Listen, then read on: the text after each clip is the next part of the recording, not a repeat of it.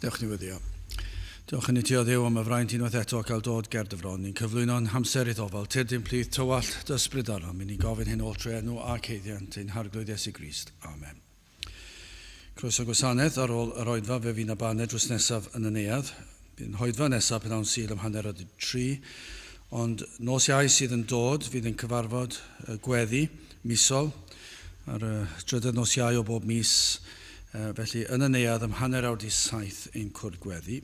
Wrth i'r casgliad cael ei gymryd gen i aros ar ein heistedd i ganu Emyn Rhif 28. Pa le, pa fodd dechreuaf foliannu'r Iesu mawr. Emyn Rhif 28.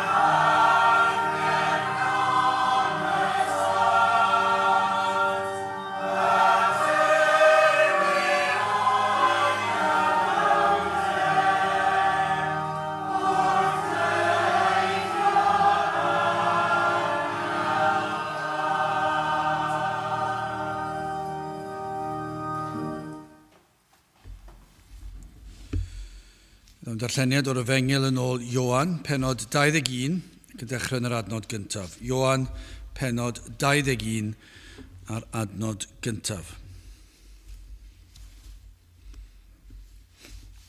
Gwedi'r pethau hyn, yr Iesu ymddangosod drachefn i'w ddisgyblion wrth fôr Tiberias, ac fel hyn yr ymddangosodd, yr oedd ynghyd Seimon Pedr a Thomas, yr hwn a elwyr Didymus, a Nathaniel o Gana yng Galilea, a Meibion Zebedeus a 2 eraill oedd ddisgyblion ef.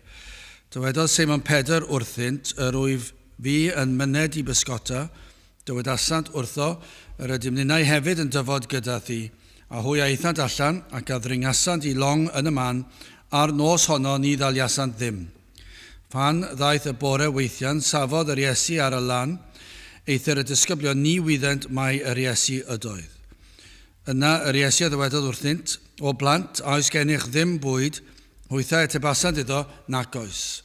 Yntai a ddywedodd wrthynt, bwriwch yr hwyd i'r tŷ deiau i'r llong, a chwi a gewch, Hwy a fwriasant gan hynny, ac ni allent bellach eithon ni, gan y lliaws pysgod. Am hynny disgybl hwnnw yr oedd yr Iesu yn ei garu a ddywedodd wrth Pedr yr arglwydd yw. Yna Seimon Pedr pan glybu mae yr arglwydd oedd, a wrau gysodd ei amwisg gan canys noeth oedd y fe, ac ei bwriodd ei hun i'r môr. Eithir y disgyblion eraill a ddeithant mewn llong o blegyd nid oeddynt bell oddi wrth dir, ond megis 200 cyfydd, dan lusgo'r hwyd a'r pysgod. A chi'n gynted ac y deithant i dir hwy a welant dan o farwor wedi osod, a physgod wedi dodi arno, a bara. Yr Iesu a ddywedodd wrthynt, y dygwch o'r pysgod a ddaliaswch yr awrhom. Seimon Pedr ysgynodd ac adynodd yr hwyd i dir yn llawn o pysgod mawrion, 130 ac bod cymaint, ni thorodd yr hwyd. Yr Iesu a ddywedodd wrthynt, deuwch cyniewch. Eithir ni feiddiau neb o'r disgyblion ofyn iddo, pwy wyt ti, am ei bod yn gwybod mae'r arglwydd oedd. Yna daeth yr Iesu ac y gymerth fara ac ei rhoddedd iddynt a'r pysgod yr un modd, y drydydd waith hon yn nawr yr ymddangosodd yr Iesu i'w ddisgyblion wedi iddo gyfodi o feirw. Bydde bendith Duw ar iair sanctaidd ef. Gyda'ch ni nawr droi at ein harglwydd mewn gweddi. I ni yn diolch i ti o Dduw am y fraint unwaith eto cael dod ger dy fron ac yn llawenhau ein bod yn dod trwy heiddiannau y dyfab yn gwaredwr yr arglwydd Iesu Grist. Ac o Dduw nad oedd modd i ni ddod i'r bresenoldeb, nid trwy unrhyw ymdrech o'n hunan, gan mae pechaduriaid ydym ac yn adael di lawr, yn crwydro, yn elynion i ti, ond oherwydd yr hyn rwy ti wedi ddarparu ar ein cyfer, oherwydd i fuddod y fab yr arglwydd Iesu Grist, iddo ddod i'r byd yma, ac i ddod i'n cynrychioli, i ddod i dalu'r pris am ein rhyddid, ac iddo lwyddo, iddo goncro'r bedd, iddo goncro Satan, ac o Dduw i ni yn llawenhau, wrth i ni feddwl bod ffordd wedi drefnu, ac felly o Dduw i ni yn gweddio, y bydde di yn peri byddwn ni yn dy foliannu di, mewn ffordd sydd yn iawn, mewn ffordd sydd yn gywir, mewn ffordd sydd yn dy blesio di, a bydd dy enw di yn cael ei ddyrchafu gorau pob enw arall, am yr hyn oll yr wyt ti wedi wneud ar ein cyfer. Ac felly o Dduw i ni yn gweddio, a bydde di yn dod lawr ein plith, gad i ni deimlo dy fod ti yma gyda ni. I ni'n gofyn am nerth, i ni'n gofyn am yr help ychwanegol hynny o Dduw. Does dim modd i ni i greu awyrgylch sydd yn un dwyfol. Does dim modd i ni i ddenu eneidiau mewn o Dduw a peri fi na waith yn digwydd yn ei cylonau. Dim ond ti sydd yn gallu gwneud y pethau hyn. I ni wedi gweld o Dduw effaith yr crefydd wag yma sydd ar hyd a lled y wlad a'r byd. Nad yw yn cynhyrchu sancteiddrwydd a dywioldeb, nad yw yn cynhyrchu mawl a gogoniant i ddenw di. Ond pan wyt ti yn gweithio o Dduw, y mae yna wirthiau yn digwydd, ac yr wyt ti yn gallu gwneud yr hyn sydd yn amhosibl i ni ei wneud. I ni'n gofyn i ti nerthu ni fod yn ffyddlon, i wneud yr hyn yr wyt ti wedi gofyn i ni ei wneud. Helpa ni o Dduw i fod yn ffyddlon wrth gyhoeddi dy air, i daddoli mewn parchedig ofn. Ond o Dduw i ni yn galw arna ti i ddod lawr ac i ychwanegu'r fendith, a bydde di yn dod ac yn gweithio ac yn denu phobl at ti dy hun, trwy dy ras sydd yn anorchfygol. Felly o Dduw i ni'n cyflwyno'n hoedfa a'r holl ddydd i ddofal di, terdyn plith, tywallt ysbryd arno. I ni'n gofyn hyn oll felly trwy enw a thrwy heiddiannau dy fab a'n gwaredwr, yr arglwydd Iesu Grist. Amen.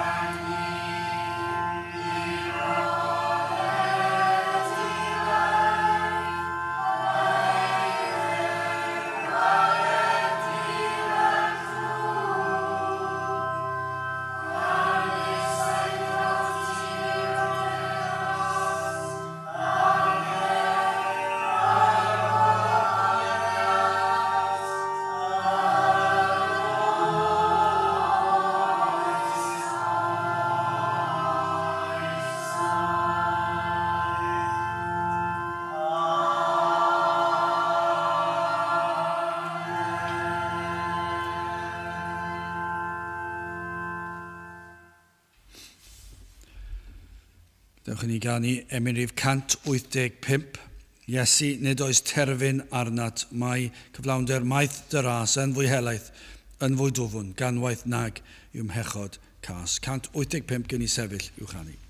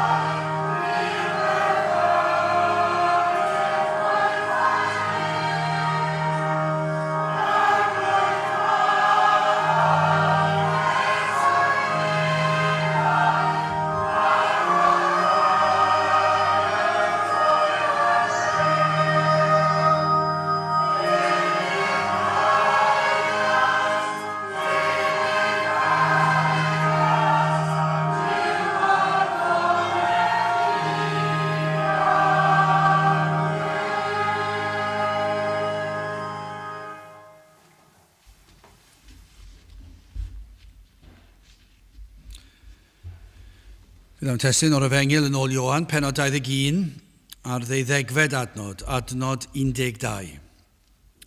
Ioan 21, adnod 12. Yr Iesu a ddiwedodd wrthynt, deuwch cyniewch. Eithir ni feiddiau neb o'r disgyblion ofyn iddo, pwy wyt ti, am ei bod yn gwybod mai yr arglwydd oedd.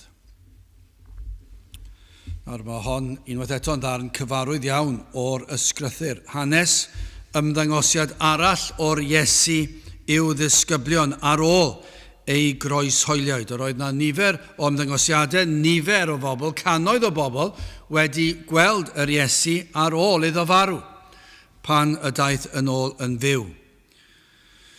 Ond yma, yr hanes gyda'r disgyblion, yn amlwg yr oedd na dal ymdeimlad o ddryswch, efallai hyd yn oed, ansicrwydd yn ei plith. Yn sicr, efallai y byddai Pedr wedi teimlo rhywfaint. Mae'n anodd dweud, does dim digon o dystiolaeth i ddweud, a oedd rhai yn ystyried dychwelyd i'w gwaith blaenorol o bysgota ar ôl y digwyddiadau. Yr Iesu wedi ladd, ac yna yn gwybod bod na ymddangosiadau wedi bod ei fod yn ôl yn fyw, ond y dal y dryswch yma, a dydyn ni ddim yn gwybod os oedd yna rhaid i penderfynu mynd nôl i'r gwaith blaenorol o bysgota. A oedd Pedr, iddo fe yn barod wedi gweld yr Iesu atgyfodedig, a oedd falle, pwy o wyr, yn teimlo na all gymryd yn ganiataol fod lle iddo wasanaethu yr Iesu, ar ôl iddo fe wadu yr Iesu deir gwaith. Ac felly, yn teimlo yr ansicrwydd hynny, am ei fod wedi siomi'r arglwydd, pwy oedd i fynd a gwasanaethu'r Iesu, ac felly wedi dychwelyd yw hen fywoliaeth. Dydyn ni ddim yn gwybod. Ond yn sicr, mi fydden nhw rhyw emosiynau amrywiol yno, rhyw deimladau cymysg. Cyffro, falle, siom, ofn, dychryn ansicrwydd, dydyn ni ddim yn gwybod, cymysgwch siwr o fod. Ond yma i ni cael hanes o'r disgyblion mynd i'r cwch a dechrau ar noson siomedig o bysgota. Wedi bod wrthi drwy'r nos yn bysgota ac yn siomedig, heb ddal dim. Ac yna, heb yn wybod iddyn nhw, mae'r Iesu oedd e, dath yr Iesu atyn nhw, ac i ni'n darllen adnod 6. Yntai a ddywedodd wrthynt, bwriwch yr hwyd i'r tŷ deiau i'r llong, a chwi a gewch. Hwy a fwriasant gan hynny, ac ni allant bellach ei thynnu gan y lliaws pysgod. Felly, trwy nos y pysgota, dim llwyddiant, yna y cymeriad yma, doedden nhw ddim yn siŵr pwy oedd ar y cychwyn, yn dweud wrthyn nhw, taflwch eich rhwydi i'r ochr arall, ac yna gewch chi weld beth ddaw. Fe gewch chi, fe lenwch chi yr rhwydi, a dyna y ddigwyddodd. Ac yna mae Ioan yn adnabod mae'r Iesu ydoedd. Ac yna fel y disgwyl, mae Pedr yn mynd yn syth ati ac yn neidio i'r dŵr i fynd ato. Ac felly dyna'r cyd-destun, dyna'r hanes. Mae'n gyfarwydd iawn i ni wedi glywed y sawl gwaith siwr o fod. Felly, yn gyntaf, hoffwn ni edrych ar Iesu Grist y gwesteiwr, Crist Y Wledd a Crist y gwahoddwr. Felly, yn gyntaf, Crist y gwesteiwr. Adnod y testun, yr Iesu a ddywedodd wrthynt, deiwch cyniewch.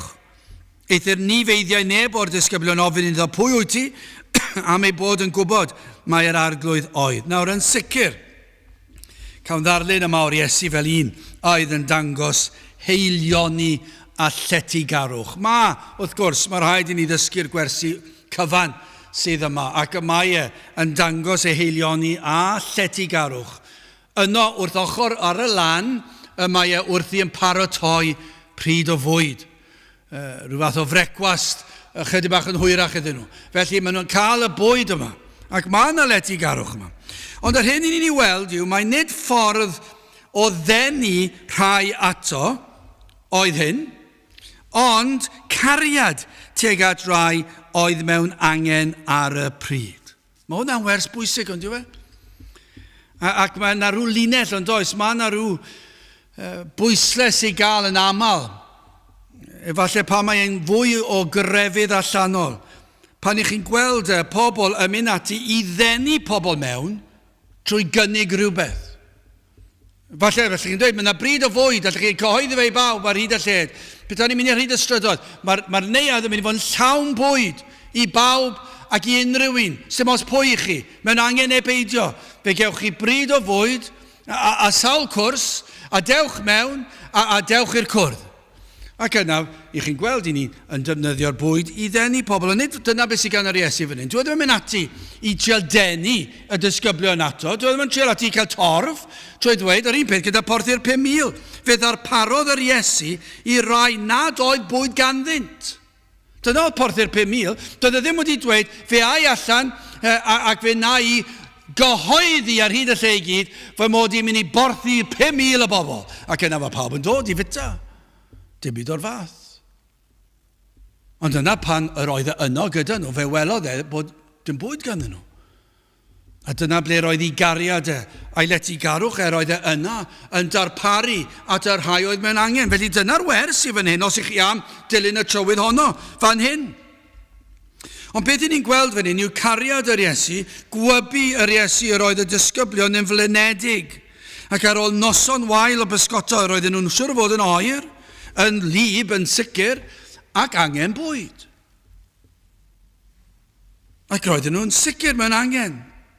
Ac efallai gyda'r emosiynau sydd wedi bod cyn hynny yn ychwanegu at yr angen oedd arnyn nhw. Felly mae yna rhyw sefyllfa cyffroes iawn fan hyn a chysurus i'r disgyblion. Yr oeddent newydd brofi gwyrth. Dychmygwch beth oedd y fel. Yr holl emosiynau cyn, Iesu di marw, rhaid i glywed bod ei atgyfodi ac yn y blaen. Ac yna mynd allan i bysgota, trwy'r nos, yn y tywyllwch, dim llwyddiant, dim pysgod. Ac yna'r cymeriad yma'n dweud taflwch yr hwyd, ac yna nhw'n dod â llwyth o bysgod. Gwyrth. Anhygol, sut mae hwnna'n bosib? Un ochr i'r cwch i'r ochr arall. Achos wrth i'r cwch symud ar hyd y tonau ac yn y blaen, mi fydde wedi bod yr un ochr ble oedd yn o'r blaen, achos mae'r cwch yn symud. Ond ar yr union eiliad y dywedodd yr Iesu wrthyn nhw, fe ddath y pysgod a'r llenwi'r hwyd, mae hwnna'n wirthiol, a mae hwnna'n siŵr o fod mor gyffroes. Hwn oedd yr un oedd wedi bod yn feistr arnyn nhw ac wedi athrawiaethu a gwneud gwirthiau a iachau ac yn y blaen. Ac yna, gweld e'n cael ei lusgo i hoelio i'r groes a marw ar y groes ac yna'r Sion fod e wedi dod nôl yn fyw ac yna wedi weld e. A nawr maen nhw ar y cwch a mae'r llond lle o bysgod ganddyn nhw. Mae e mor gyffroes. A siwr o fod bod y tân hefyd a'r pysgod oedd yna. Roedd pysgod i ymddangos i'r Iesu hefyd. Byddwn ni ddim yn hyd yn oed yn ail ystyried y peth a dweud hyn. Mae'n sicr ond dwi. Mi roedd hwnna'n wirthiol hefyd. Mi fydda'r tân a'r pysgod a'r bwyd a'r bara wedi dod mewn ffordd rhyfedd iawn. Mab Duw yn gallu darparu'r pysgod a'r bara. Am sefyllfa i ddod mewn gyda llon lle o bysgod, bwyd yn barod, wedi ddarparu, y tân yn gynnes i'w cynhesu nhw. Roedd rhywbeth cysurus iawn am y peth. Ac yna gwledd o fwyd, ond yn fwy na'r cyfan, yr Iesu fel y gwesteiwr. Mae ar ben y cyfan, Iesu Grist fel y gwesteiwr. Mae am ddarlun i gyffroi y saint, y Cristion, a'r digred. Fe ddyle fe fod yn ddigon i gyffroi y digred petai nhw'n fodlon gwrando. Beth bynnag ein cyflwr, ond dyma ble i ni am fod, yno gyda'r Iesu fel ein gwesteiwr.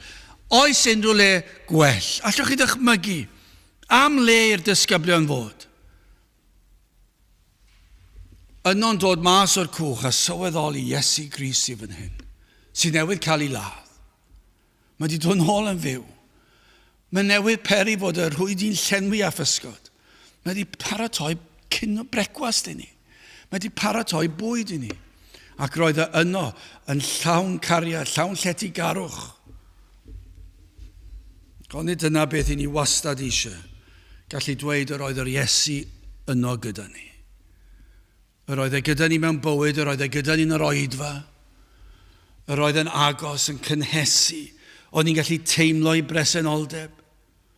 Mae'n rhywbeth falle, yr oedd ein cyndadau ni bellach, mae'n drist yn dweud. Ein cyndadau ni'n gallu dweud yn aml iawn, yr oedd e yno. Yr oedd yr Iesu yno yn yr oedfa, roedd e'n bresennol. O'n ni'n teimlo i agos atrwyd e wrth i ni ganu'r emynau. O'n ni'n teimlo i bresenoldeb wrth i'r gair cael ei ddarllen ac o'na wrth i'r pregethu. Yr oedd Crist yn cael ei dyrchafu. Ond mwy na dim ond clywed am Iesu Crist yn cael ei dyrchafu. O'n ni'n teimlo i fod e yma yn yr ystafell yn wirthiol. Ond nid yna beth i'n eisiau. Fel oedd y disgyblion yma ar lan y dŵr yna. Yno'n gweld yr Iesu ac yn cael profi amser gyda'r gwesteiwr o westeiwyr. Gona fydde fe mynawr yn ein plith ni. Nawr i'r sawl sydd mewn angen am gysur. Roedd y disgyblion mewn angen ac yr oedd yr Iesu yno iddyn nhw pan roedd angen arnynt. Ond oes na rai sydd yn gwrando efallai, sydd yn teimlo rhyw angen. Yn teimlo ofn. Fel y dynion yma, roedd rhai'n siŵr o fod yn ofnus. Roedd ei harweinydd newydd cael ei ladd yn y ffordd fwyaf creulon oll. Ond nawr mae'n ei weld e, felly bydd yna gymysg o emosiynau. Oes na rhywun sydd yn ofni'r gorffennol efallai, neu ofn y presennol, falle ofn y dyfodol.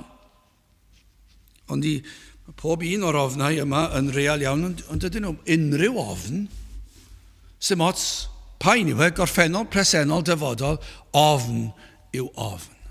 Angen yw angen, ac mae'n real iawn i'r unigolyn, beth bynnag yw e. Gall rai dweud, wel, dwi hwnna'n ddim byd, ond mae'n rhywbeth i'r person sy'n ofni. I'r un sydd yn pryderu am rhywbeth sydd mewn angen, mae'n rhywbeth mawr. Yr ansicrwydd sydd yn y byd, mae gallu bod yn llethol ond yw e. Efallai rhai, efallai sy'n gwrando yn teimlo fwy na hynny, yr ofn ysbrydol yma, efallai bod yna gwestiynau yn codi yn eu celonnau. Faint o gwestiynau byddai'r disgyblion yna yn y cwch wedi gofyn? Wedi bod meddwl, falle gormod o embaras I ofyn, falle dwi'n yn gwybod. Ond fi'n siŵr o na bentwr o gwestiynau mynd rownd yn ei pennau, beth sy'n mynd I ddigwydd. Ond efallai bod na rhywun sy'n gwrando a gwestiynau yn ei cylonau am fywyd, am farwolaeth, am dragwyddoldeb efallai. Beth sydd ar ôl y bywyd yma ar y ddaear? Am gwestiwn. Faint sydd yn trafferthu meddwl am hwnna? Pan ddawr anadl olaf, beth sydd wedyn? Mae'n rhyfedd i'r byd mae feddwl bod dim byd yn digwydd wedyn. Pan ych chi'n gweld beth yw bywyd, ac I feddwl pan mae bywyd yn dod I ben, mae dyna fe, mae'n rhyfedd ond yw e. Dydy'r corff ddynol ddim yn rhoi y neges yna I ni. Na, mae rhywbeth am y corff ddynol ond yw e. I ni'n gwybod pam, mae Duw wedi'n creu ni ar lun a delw Duw. Ac felly ni'n gwybod bod yna enaid yno ni. Ac mae'r enaid yn anfarwol a dyna pam I ni ddim yn teimlo bod ni'n mynd yn hun. I ni ddim yn teimlo bod diwedd yn mynd I fod, achos go iawn, does dim diwedd yn mynd I fod. Fyddwn ni ddim yn marw. Wrth gwrs mae'r corff yn mynd I farw, ond ydyn ni ddim, mae'r enaid yn byw hyd tragwyddoldeb. Dyna pam mae'n rhywbeth anodd I cael ein meddyliau oedd I gwmpas y peth. Dyna pam dyw pobl ddim yn meddwl bod nhw'n mynd I farw, achos dyw'r enaid ddim yn mynd I farw. Ac efallai bod yna rhywun o'r diwedd I dechrau gofyn y cwestiwn, beth sydd ar ôl bywyd ar y ddaear yma? Ac efallai bod hwnna'n codi dychryn arnoch chi. Efallai bod yna rai wedi gweld gwacter a thwyll y byd yma. Dyma'n cymryd lot I wneud na, nag I sy'n rhaid chi wneud yw edrych ar eich ffôn I ddarllen y newyddion ac, mae'n dorcylonus yn dweud. Un stori ar ôl y llall. Nawr mae yna wlad arall yn ymosod ar wlad. Pa wlad arall fori fydd yn ymosod ar wlad arall? Sawl mil o bobl fydd yn cael eu lladd erbyn bore fori. Faint o bobl sydd yn mynd I wneud hyn ar raddfa anferth fel rhyfel, ond faint sy'n mynd I wneud ar raddfa unigolyn? I newydd ddarllen bod yna un wedi lladd nifer o bobl. Oedd gerdded o gwmpas rhyw siope ac yna'n lladd bobl. I ni'n I ddarllen tro ar ôl, am fyd ansicrwydd, am fyd llawn o gasineb. Pob gwlad ar draws y byd yn fwy na pharod I fynd allan ac ymledd a dwy'n pethau oddi ar gwledydd eraill. Mae'n fyd triennus, ond mae'n gallu codi dychryn arnoch chi yn diwedd. Ac efallai o'r diwedd bod rhywun wedi dod i'w synhwyrau I meddwl, beth yn y byd sydd yn mynd ymlaen? Ond efallai bod yr ofn a'r ansicrwydd yn dechrau cynyddu. Efallai rhai yn cael yr ansicrwydd y glywed gymaint o safbwyntiau, cymaint o grefyddau ac athroniaethau. A mae'n peri dryswch ac pwy sydd yn iawn maen nhw'n dweud, pwy allwn ni credu? Falle bod yna bobl mas yn meddwl, dwi ddim yn gwybod I ba gapel ddylen ni fynd, achos dwi ddim yn gwybod pwy credu, dim mwy, pa grefydd ddylen ni fynd ato. Mae'n anodd yn diwedd. Mae'n ddryswch. Cos mae pob un yn dweud, dewch ffordd hyn, dewch ffordd arall. Lot o ofnau. Bydde ofn wedi bod yng nghalonau'r disgyblion hefyd, o feddwl beth oedd I ddod. Ar ôl iddyn nhw ddisgwyl ymddangosiad teyrnas Dduw, mae modd dearol o'n nhw'n disgwyl y peth ac yna'n sydyn iawn bod yr Iesu yr arweinydd, y Meseia wedi cael ei ladd, ac yna nawr wedi atgyfodi, ac am gwestiynau, am deimladau bydde yno. Falle bod yna rhai yn teimlo'r ansicrwydd nad ydych yn ddigon da I gael dod at yr Iesu. Dyna falle gyda Pedr, bod e'n teimlo oedd wedi siomi'r Iesu. Oes yna rai sydd yn meddwl, dwi ddim yn ddigon da I ddod yn Gristion. Dwi ddim yn ddigon cryfeddol, dwi ddim yn ddigon moesol. Dwi wedi gwneud gormod o bethau na ddylen ni, di meddwl gormod o bethau na ddylen ni. A bod yr ofn yma na. Na fydde'r Iesu yn croesawu rhywun fel chi. Falle wedi dyfeisio sawl rheswm. Pam na fydde'r Iesu yn dod ato chi? Falle bod chi'n teimlo rhagryth. Ond gai ddweud cyn I ni fynd ymlaen, sylwch ar hyn, Luc 5:32. Ni ddeithym I alw rhai cyfiawn, ond pechaduriaid I edifeirwch. Dyma oedd yn gwneud y wledd hon yn rhywbeth arbennig iawn. Yr oedd y disgyblion wedi adael y lawr, ond fe ddath yr Iesu a paratoi bwyd ar ei cyfer nhw. Heb I cyrryddu nhw na, roedd yn llawn cariad. Doedden nhw ddim yn heiddi hyn, ond yr oedd yn eu croesawu nhw, roedd yn eu ymynwesu nhw, yn darparu ar eu cyfer nhw. A cyn i ni fynd ymhellach, ond dyma'r math o bobl, yr rhai sy'n mewn angen, dyma'r math o bobl daeth ar Iesu atyn. Dyma'r math o bobl i ni'n pregethu atyn, y bobl sydd ddim yn teimlo bod nhw'n ddigon da. Dydyn ni ddim yn pregethu at y bobl sy'n meddwl bod nhw'n foesol. Dydyn ni ddim yn cyhoeddi ffordd iachawdwriaeth i rai sydd yn meddwl bod nhw'n bobl mor dda, mor grefyddol, mor uchel eu parch o fewn cymdeithas, heb neu dim drwg. Na, rhain yw'r pobl balch. Mae'r un yn golledig. Ond y rhai ni'n cyhoeddi, y rhai ni'n pregethu atyn, diw hwn. Y rhai sydd mewn angen, y rhai sy'n oer, yn flinedig, yn newynog, yn gorfforol, yn ysbrydol. Y rhai sydd yn cael dychryn wrth feddwl am fywyd a marwolaeth. Ni ddeithim i alw rai cyfiawn, ond y pechaduriaid i edifeirwch. At yr anghennus, at bechaduriaid y daeth yr Iesu. Be bynnag ein cyflwr, pa bynnag mor bell i ni wedi crwydro honno ef, mae yna groeso. Pa bynnag sawl gwaith ni wedi siomi neu gwadu'r Iesu. Efallai bod rhai sy'n gwrando wedi rhyfygu a chablu. Efallai wedi dweud y pethau mwyaf brwnt am yr Iesu. Felly cael magwraeth ar aelwyd Gristnogol. Ac o fewn criw o ffrindiau, falle wedi dweud y pethau mwyaf erchyll amdano. A oes croeso un fel hynny? Wel, yn ôl gair Duw, dyna'r union fath o bobl y daeth yr Iesu atynt. At y pechadur. At yr un sydd yn cablu. At yr un sydd wedi troi gefn ar Iesu, achos mae'n llawn trigaredd. Dyma llety garwch ar ei ore. Wrth gwrs, fe nath e ddarparu at gyfer angen y corff, fe narodd e fwyd iddyn nhw, achos oedd angen y corff, ond nath e ddim defnyddio hwnna i'w denu nhw. I bresenoldeb oedd yno, dyna oedd y beth mwyaf pwysig. Fe oedd y gwesteiwr, a dyna beth ni'n gweddio amdano, dyna beth ni'n dyheu amdano. Na fydde'r drysau yna'n llawn o bobl yn dod mewn i'r oedfa, achos fod yr Iesu y gwesteiwr yma yn gwahodd chi i'r wledd, ac felly symud ymlaen at yr ail pwynt, Crist y Wledd.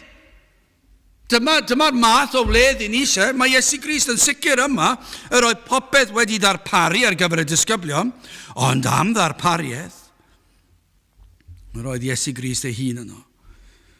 Ac fe brofant wyrth, ac yna fe gafon o wledd. Ac yna roedd yna dan yn barod i'w cynhesu a choginio'r pysgod. Yn sicr y gwyddon fod yr holl amgylchiadau wedi trefnu cyn creadigaeth y byd. Roedd yr adeg honno, roedd y wledd honno. Yn ran o'r ragluniaethau Duw. Hyd yn oed y ddarpariaeth o'r tân, a'r pysgod, a'r bara. O ble gafodd yr Iesu rheini. Ond am wyrth, am ragluniaethau, mae'n nhw tu hwnt i'n deall ni, mae'n nhw'n ddirgelwch. Ond am ddirgelwch oedd yn yr Iesu ei hun, yn fwy na'r wledd o bysgod, yr oedd y wledd o Iesu Grist ei hun. Dirgelwch cariad tragweddol Duw y Tad a Duw y Mab. Am wledd oedd o'i blaenau, y wledd corfforol o fwyta'r pysgod, ond mwy felly oedd cael bwydo oddi ar yr Iesu. Allai dychmygu nhw na o gwmpas y tân. A presenoldeb Crist yno.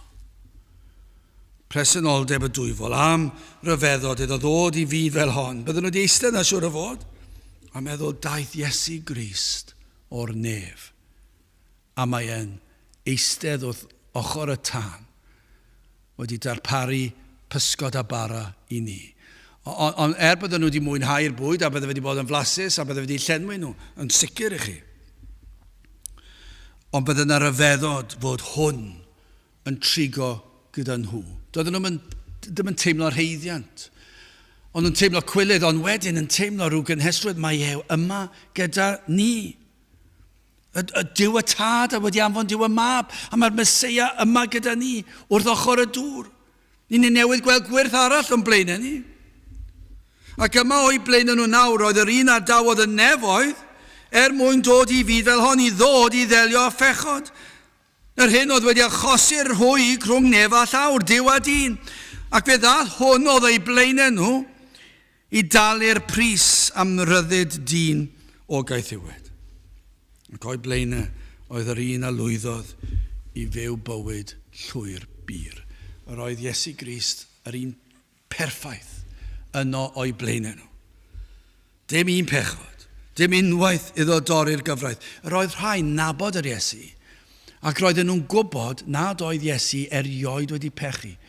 Nathon nhw ddim i glywed erioed yn bod yn flin. Falle'n grac yn iawn, yn gyfiawn felly, ond nid colli dymer. Nid unwaith yn gweld yn hunanol. Nid unwaith yn ei weld yn gwneud rhywbeth oedd yn amheus. Yr oedd hwn o'i blaenau nhw, yr un oedd wedi dangos cariad a thrigaredd, a lletygarwch, a gras, trwy gydol yr adeg roedden nhw'n nabod e. A nawr, yr oedd yno gyda nhw wedi dod nôl o'r bedd yn fyw. Dychmygwch sut profiad oedd e. Am ledd, allech chi ddim dychmygu gledd, roedden nhw'n bwydo oddi ar yr Iesu. Roedden nhw'n bwydo oddi ar y ffeithiau, roedden nhw wedi dysgu. Roedd e'n ffaith, mae'n ffaith wyddonol, corfforol, materol, mae'n yno. Roedd hwn wedi marw, does dim cwestiwn am hynny. Roedd Iesu Grist wedi cael ei hoelio i'r groes. Roedd ei galon wedi peidio a gweithio. Doedd dim anadl ar ôl yno, roedd e wedi marw. Ond y ffaith arall oedd roedd wedi dod nôl yn fyw. Y ffaith arall oedd roedd nhw wedi pysgota. A troi'r nos a dim pysgod yn unlle. Ac yn ar y gair, mae hwn yn dweud nhw ochr hwyd yr ochr arall. Ac ar y gair, maen nhw'n cael yr holl nifer o bysgod. Dros 153, dwi'n gael, mae'n cofio rif. Dros 150 o bysgod mewn i'r hwyd. Hwn o'i blaenau nhw. Am ledd gafon nhw wrth edrych ar Iesu Grist. A dim dwi'n yna, oedd wrando'r ffordd yn siarad yn nhw. Mor drigarog. Dim yn ei cyrryddu nhw am ei siomi fe i adael e lawr. Hwn oedd wedi bodloni gofynion y tad. Ac iddo wneud hyn ein mwynnu, bydden nhw'n dod i ddysgu hyn maes o law fwy. Bod y ffeithiau yma, ffeithiau hanesyddol yma o'r digwyddiadau oedd wedi digwydd yn ystod bywyd yr Iesu, ac mae hwnna'n bwysig, ffeithiau, nid athroniaeth, nid cysyniadau yw nhw, ffeithiau sydd wedi digwydd, ond bod y ffeithiau yma'n golygu rhywbeth. A bod yna wers yma, sef iachawdwriaeth, a bydden nhw'n dod i ddeall fwy, bod hwn wedi talu'r pris.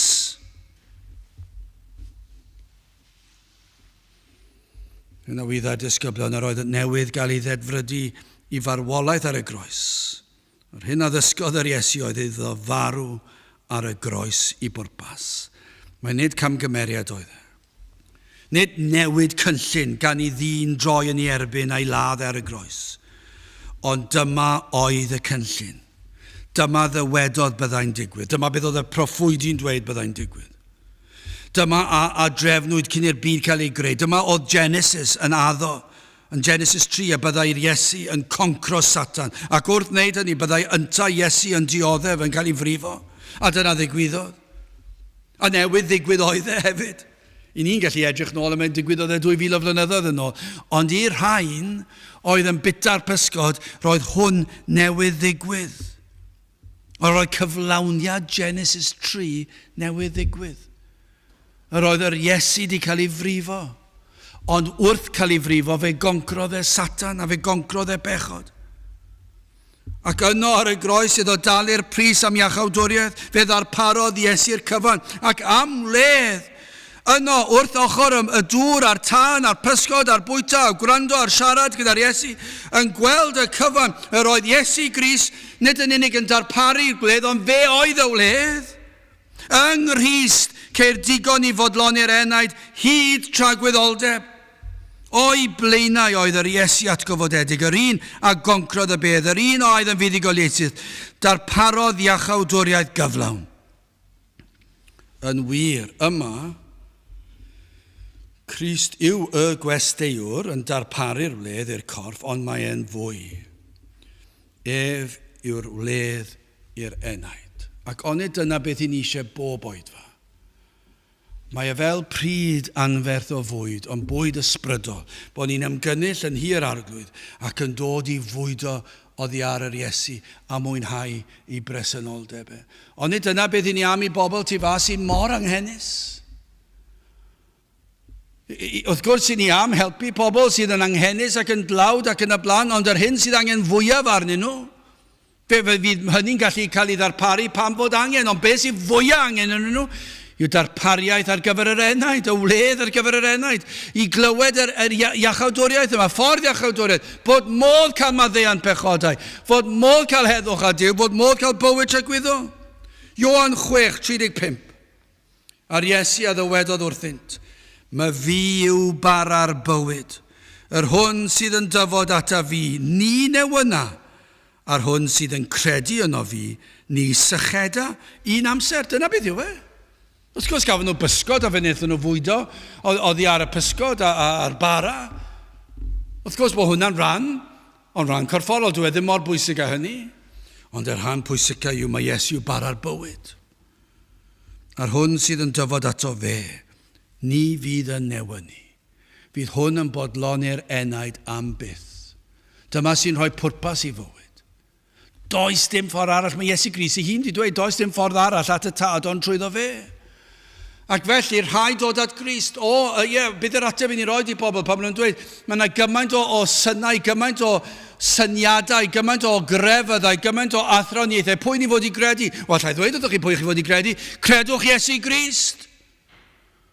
Os nad yw'r lle i chi mynd i glywed yr atebion chi am i glywed, yn dyrchafu Crist a Christ yn unig yn ewch o'na. Pyd ych gwastraffych amser. Mae Iesu Grist, mab Duw, wedi dweud mae dim ond trwyddo fe gellir cyrraedd y tad. Ac os yw Iesu Grist wedi dweud hynny, mae digon o brawf i ddangos i ni, mae fe yw mab Duw, mae fe yw'r Meseia, yna dewch ato. Sdim eisiau dryswch. Sdim eisiau meddwl ble ddylen ni fynd. Gofynnwch y cwestiwn yma, a yw Iesu Grist yn bopeth? A yw Iesu Grist yn cael ei ddyrchafu fel yr unig ateb, fel yr unig ffordd? A yw Iesu Grist yn cael ei ddyrchafu fel y wledd? Nid un o wleddau, nid un o sawl ffordd, ac os felly yna chi'n gwybod chi'n dod yn agos ati, dyma ble sy'n rhaid bod. Achos wrth fwyd ar yr Iesu, ni fyddwch chi newyna byth eto, ac os newch chi ddod a gyfed ohono fe, ni sycheda un amser chwaith. Wel, yn drydydd i orffen. Ni di edrych ar Crist y gwesteiwr, ni di edrych ar Iesu Grist y wledd, ond Iesu Grist y gwahoddwr.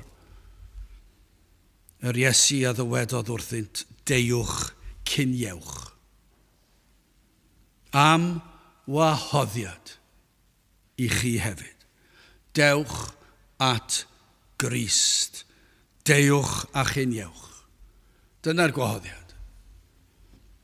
I ba bynnag math o berson, i ba bynnag o ba bynnag wlad, o ba bynnag iaith, o ba bynnag cefndir, be bynnag y moesau, yn anfoesol, yn meddwl bod nhw'n foesol, yr clyfar, yr rai sydd ddim o'r clyfar, yr rai sy'n dawnus a'i dwylo, yr rai sydd ddim, be bynnag, holl bobl, dyna chi wahoddiad i ni'n cyhoeddi allan i bawb.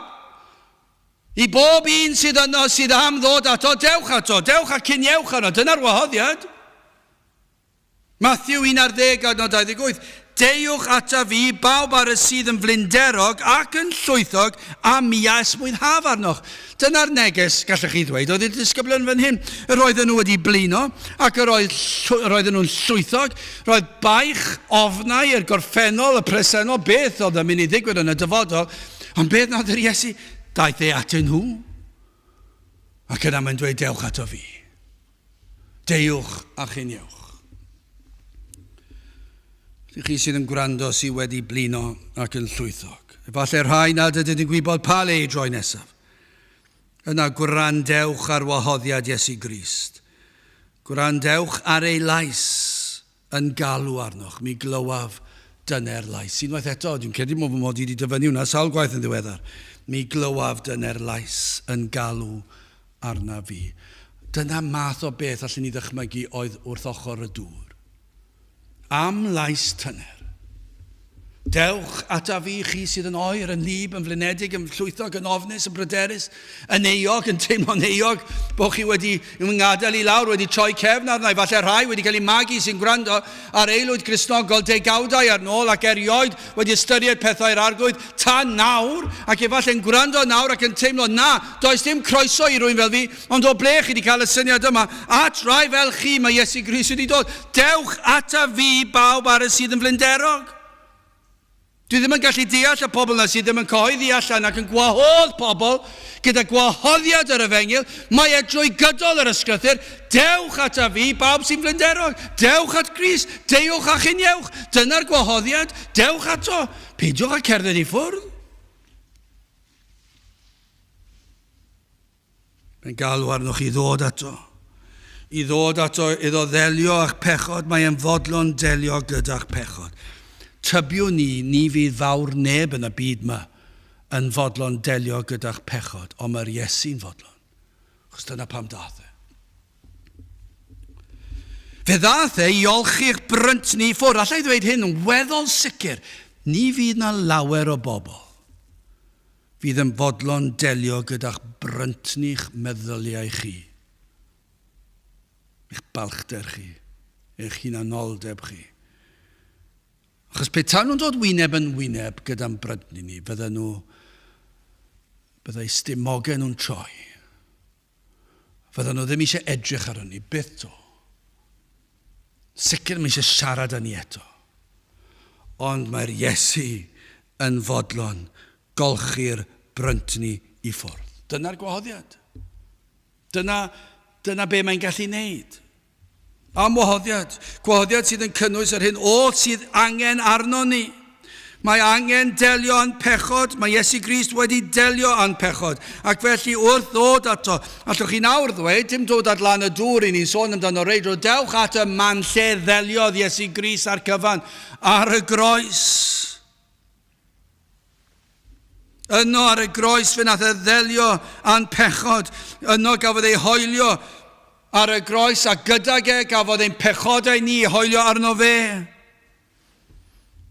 Ac i ni mor frwnt, llawn staen o'r math gweithaf, ond mae ei waed a lifodd o'r ffynon a agorwyd ar y groes yn golchi pob staen i ffwrdd. Am farwolaeth bu ar y groes. Ceir popeth yno, popeth yn Iesu Grist. I ni newynog, ond mae yn ein gwahodd i fwydo arno, bara'r bywyd. Dyma'r gwahoddiad i ddod i fwydo oddi ar Iesu Grist. Achos ynddo fe mae popeth. Ac wrth ddod ato fe a phwyso arno fe a chredu arno fe, i ni'n bwydo arno fe. Gair arall yw dweud hynny gyd, yw bwydo ar yr Iesu. Yr hyn sydd yn bodloni'r holl enaid hyd tragwyddoldeb. Gai ofyn, oes gan rhywun yma syched, ond yn gwybod nad yw'r byd yn gallu bodloni'r syched, yna gwrandewch ar Ioan 4:14, ond pwy bynnag o yfo'r dwfr a roddwy fydd o, ni sycheda'n dragowydd. Either y dwfr a roddwy fydd o, a fydd ynddo'n ffynon o ddwfr yn tarddu i fywyd tragwyddo. Dyna beth yw'r Iesu. Eseia 55 ar 2 adnod gyntaf, am adnod, mae'n ddarnau mor adnabyddus, o dewch i'r dyfroedd. Bob un y mae syched arno, yr hwn nid oes arian ganddo, dewch, prynwch a bwytewch, dewch, prynwch wyn a llaeth, heb arian ac heb werth. Paham y gweriwch arian am yr hyn nid ydyw fara, a'ch llafur am yr hyn ydyw yn digoni, gan wrando gwrandewch arna fi. A bwytewch yr hyn sydd dda, ac ymhyfryded eich enaid mewn braster. Gogwyddwch eich list a dewch ataf. Gwrandewch a bydd byw eich enaid a mi awnaf gyfamod tragwyddol a chwi, sef sicr drigareddau Dafydd. Am wahoddiad, am gariad, roedd Pedr yno yn cofio iddo wadu ei weredwr, a dychmygwch sut oedd yn teimlo. Thomas, ar ôl amau, ac am weld a'i lyged ei hun a theimlo a'i ddwylo ei hun, y tyllau ar ôl y gwaywffon ac yn y blaen, sut oedd e'n teimlo? Ac yn nawr yr Iesu yn llawn trigaredd a gras a chariad yn darparu'r wledd. Am neges sydd yma i'r saint, i'r Cristion sydd yn gwrando, ein bod ni'n eog o fod wedi troi'n oer efallai, ac wedi gwrthgilio sawl Cristion sydd wedi gwrthgilio. Mae rhaid bod na lot, oes? Mae rhaid bod na. Mae yna rhai bod yna nifer fawr o Gristnogion, rhai sydd wedi proffesu, sydd wedi dod ond wedi gwrthgilio, wedi colli'r cariad cyntaf, wedi gweld bod yr galon wedi oeri, a dim yr awydd i ddod i gyd addoli a chyd ddyrchafu enw Iesu Grist, yr un yw'r wledd, yr un sydd wedi rhoi heddwch iddyn nhw, wedi delio â'i syched a'i newyn. Sawl un sydd wedi gwrthgilio, ac felly beth yw'r gwahoddiad? Dewch at Grist, pam? Mae e'n llawn trigaredd i faddau'r Cristion sydd wedi adael e lawr. Mi nath e faddau Pedr a Thomas. Ond i chi sydd erioed wedi mentro. Chi sydd heb fod at droed y groes. Chi sydd heb ddod yn edifar ac yn waglaw. Be mae'r Iesu'n dweud wrthoch chi yw hyn. Deuwch cyniewch. Dewch ata fi a bwtwch. Bwtewch, cymerwch ohono fi. Nid yn unig yr pysgod ar bara yma, ond dewch a gwleddwch oddi arna fi. Dewch a chredwch yn yr arglwydd Iesu Grist. Psalm 34 adnod 8, profwch neu gair arall blaswch, profwch a gwelwch, mor dda yw yr arglwydd. Gwyn ei fyd y gŵr a ymddiried o ynddo. Dewch ato ac wrth ddod. A dyma sydd yn anodd. Mae rhai methu ymddiried, ond chi'n gwybod beth? Mae rhai yn trio meddwl a fyddai'n gallu ymddiried. Ond dyma yw gwirth y wledd yma. Wrth ddod at Grist, mae'n rhoi y gallu i ni fwyta. Wrth ddod at Grist, mae'n rhoi y gallu i ni ymddiried. Wrth ddod at Grist, mae'n rhoi y ffydd i ni gredu ac i bwyso'n llwyr arno fe, ac mae'r gwirth yn digwydd, a fyddwn ni byth yn newydd to nac yn sychedu. Felly dewch ato. Dewch cyniewch.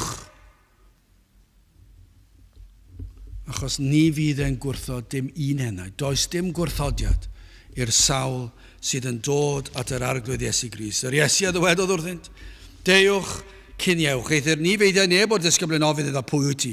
A chymod pam, dyma fe, am ei bod yn gwybod mae yr arglwydd oedd.